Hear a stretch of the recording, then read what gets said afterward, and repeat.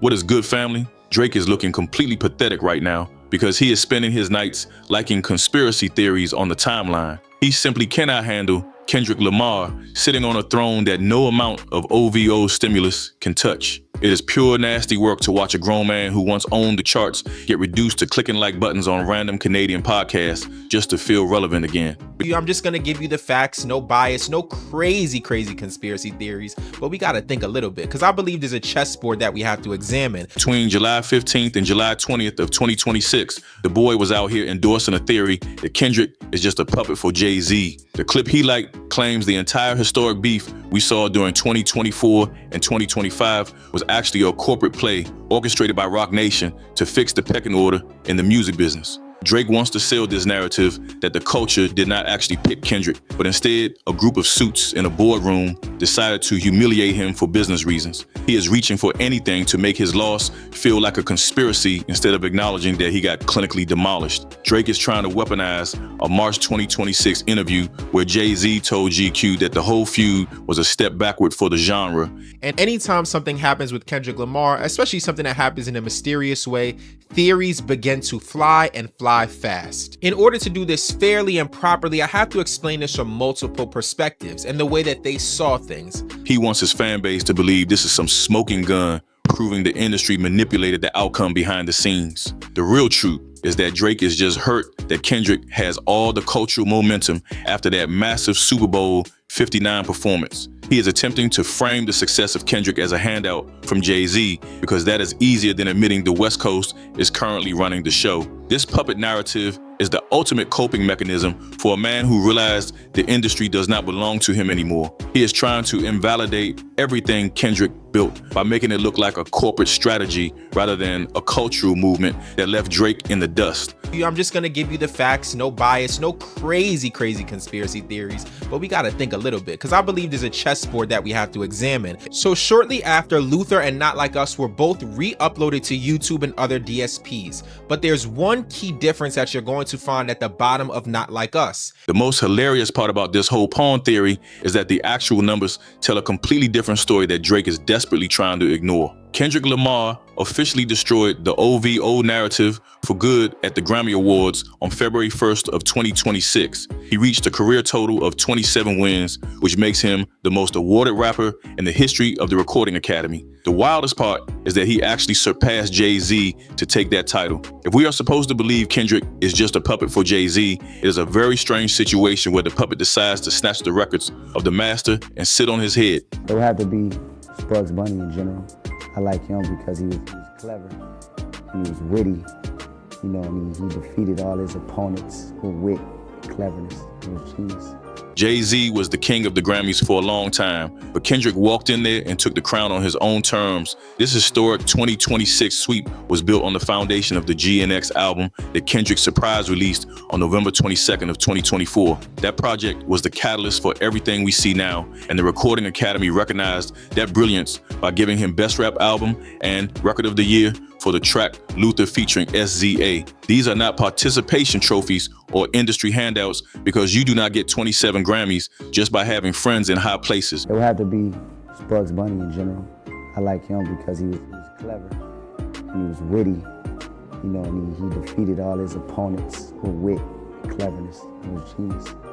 You get there by releasing music that defines the entire culture and forces the establishment to acknowledge your dominance. Drake is out here ignoring these records because they do not fit the story he wants to tell about Kendrick being an industry plant. It is easy to call someone a pawn when you are trying to explain why they have more hardware and more respect than you do at this stage of the game. The irony of Drake liking these clips is that he is the one who has always been accused of being the corporate darling who plays it safe for the numbers. Now that Kendrick has the numbers and the cultural leverage, Drake has flipped the script to act like an indie underdog fighting a Jay-Z conspiracy. It is a wild pivot for a man who used to brag about his relationship with the labels and his streaming dominance every chance he got. We can pretty much say with certainty, we know Drake is about to flood the market and try to own and operate the market. He's back on the block.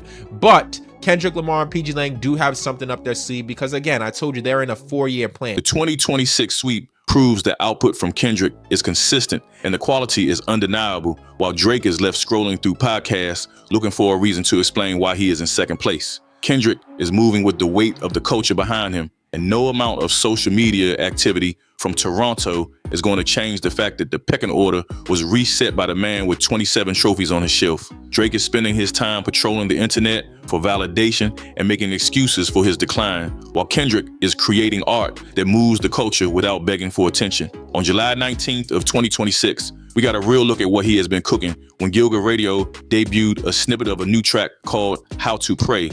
No, I need you to play back. I said play back when I was over there. Yeah, I got you.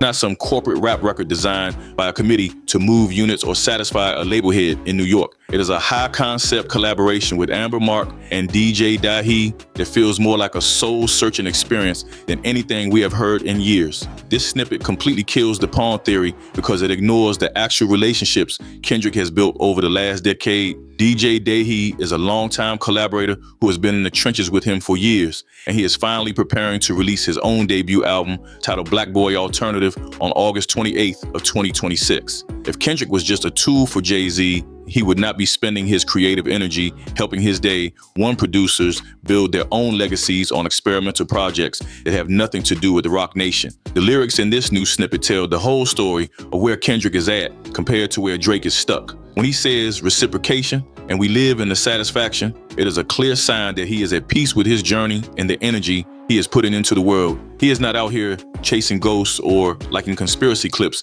at 3 in the morning because the work itself is enough for him. This snippet proves that Kendrick is moving on a completely different frequency of high concept collaborations, while Drake is still trying to figure out how he lost a battle that ended over a year ago. Why they ain't let me play that Super Bowl, man?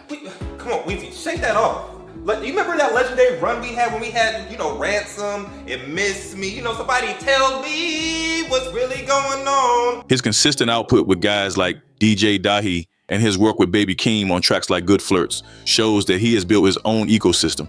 He does not need Jay-Z to pull any strings because he has a circle of trust that operates entirely on his own terms. Before we see how this Hollywood situation is a certified power move, tell me if y'all think Kendrick's circle of trust is really that untouchable, or if Drake is just crashing out because he can't buy his way into this ecosystem. Tell me in the comments, no cap, and make sure you like and subscribe. While you're at it, let's continue.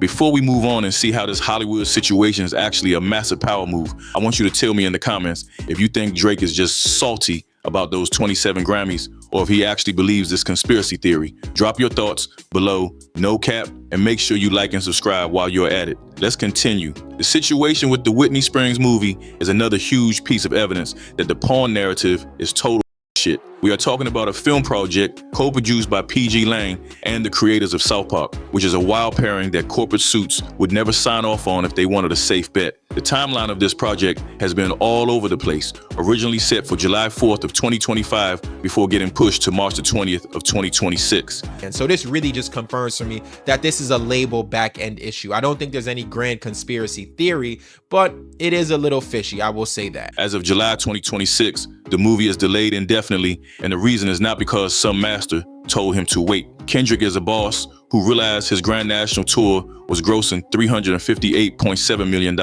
in 2025, and he prioritized that massive cultural moment over a Hollywood production schedule. When you are bringing in nearly $400 million on the road, you are the one who decides when the cameras start rolling. The financial independence he has built for himself is the exact opposite of what a puppet looks like. You also have to look at the actual content of the movie to see how ridiculous the pawn theory is. The film is a satire about a slave reenactor who discovers his ancestors were actually owned by the family of his partner. That is the kind of experimental and risky creative territory that a corporate pawn would never touch.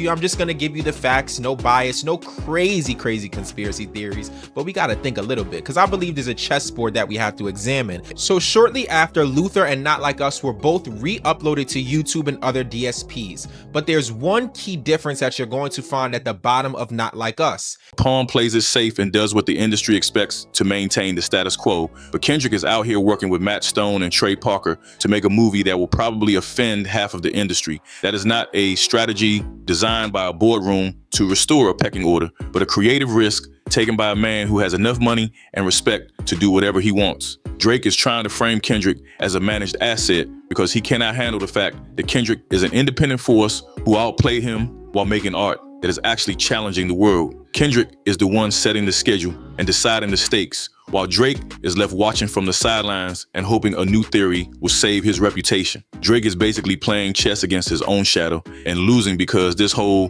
pawn narrative is just a desperate move to save a commercial legacy that is falling apart. Since he knows he cannot compete with the quality or the actual cultural impact Kendrick is having, he decided to start attacking the integrity of the scoreboard instead. And so this really just confirms for me that this is a label back-end issue. I don't think there's any grand conspiracy theory, but it is a little fishy, I will say that. This weird obsession with Jay-Z and his involvement is the perfect example of how Drake is trying to cope with the reality of the situation. He knows he can never touch those 27 Grammy trophies, so he tells his fans that the awards are rigged or that they were just corporate favors. It is honestly a sad attempt to rewrite history just so he does not have to admit that he got outclassed in every category that matters to the culture. I'm calling it right now that Drake will try to pivot the entire Iceman album, roll out into this fake narrative about being independent versus the industry. He wants to act like he is being blackballed for being too powerful, but the truth is his music just has not been hitting the same lately.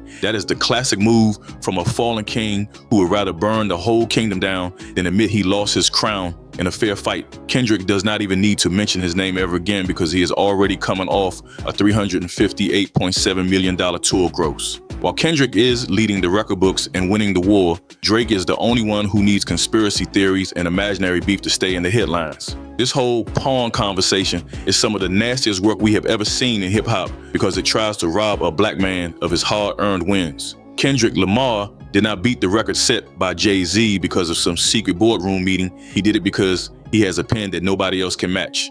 But hey, Drake is the petty king and Kendrick Lamar is witty and petty himself. So we never know what's going to happen, but I just try to speak from my heart and what the facts and what the chessboard tells me. Drake is using these distractions because it is easier to talk about puppets than it is to admit he got cooked on a global stage. Kendrick is moving like a king who is already focused on the next decade. Meanwhile, Drake is stuck in the past, liking clips and hoping a Canadian podcast can save his reputation. The numbers do not lie, and the hardware is already in the building, so Drake can like all the theories he wants while the better artist resets the pecking order.